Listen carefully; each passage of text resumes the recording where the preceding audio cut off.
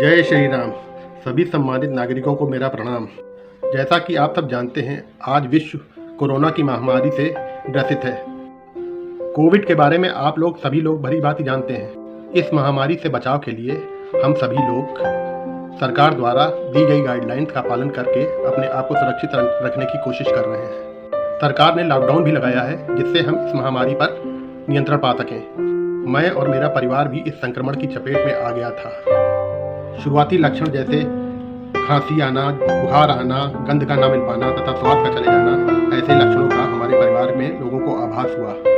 तत्काल हमने अपने डॉक्टर की सलाह लेकर अपने पूरे परिवार को दवाइयाँ देने का काम शुरू कर दिया। हालांकि मेरी पत्नी के अलावा और किसी को भी कोरोना के ये लक्षण नहीं दिखाई दे रहे थे, परंतु डॉक्टर के कहने पर हमने सभी को दवाई देना शुरू कर दिया तथा पत्नी को आइसोलेट कर दिया।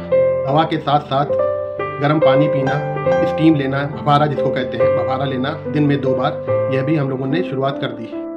4-5 दिन में हमारी पत्नी को काफ़ी राहत हुई, बुखार भी चला गया था और खांसी भी कम थी। हमारी पत्नी आइसोलेट जरूर थी, लेकिन हम लोग आम दिनों के तरीके से एक दूसरे से बातचीत करते रहे तथा यह एहसास नहीं कराया कि आप सचमुच किसी गंभीर बीमारी से संक्रमित हैं।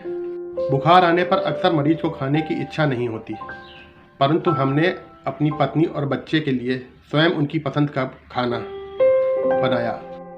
मेरी पत्नी और मैंने वैक्सीन की 1 डोज ले रखी थी, जिसकी वजह से हमारी पत्नी 1 सप्ताह में पूर्णतः स्वस्थ हो गई। बच्चों को भी फीवर आया था, लेकिन वो क्योंकि हम लोग पहले से ही दवा इस्तेमाल कर रहे थे डॉक्टर के बताने पर, इसलिए बच्चों को भी 2 या 3 दिन ज़्यादा से ज़्यादा बुखार आया। मेरा अनुभव ये कहता है कि इस बीमारी को बहुत ज़्यादा भयावह नहीं बनाना चाहिए, ना ही इस चीज़ से घबराना चाहिए। इसको एक आम बीमारी के तरीके से रहकर घर पे ही इसका इलाज करने से मरीज पूर्णतः स्वस्थ हो जाता है। यदि आप कुछ बातों पर अमल करें तो घर पर रह करके ही कोरोना जैसी महामारी से इलाज करना संभव है।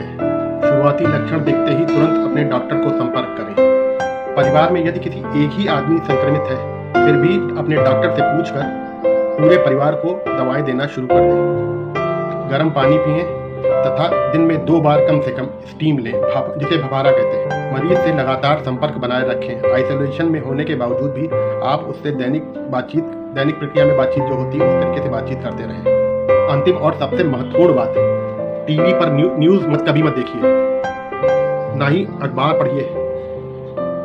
बस यही छोटा सा उपाय था मेरे परिवार को और मुझे कोरोना से मुक्त करने का। दवा कोविड की ही लें, परंतु यह सोच करके यह आम खांसी जुकाम बुखार ही है। धन्यवाद। वंदे मातरम।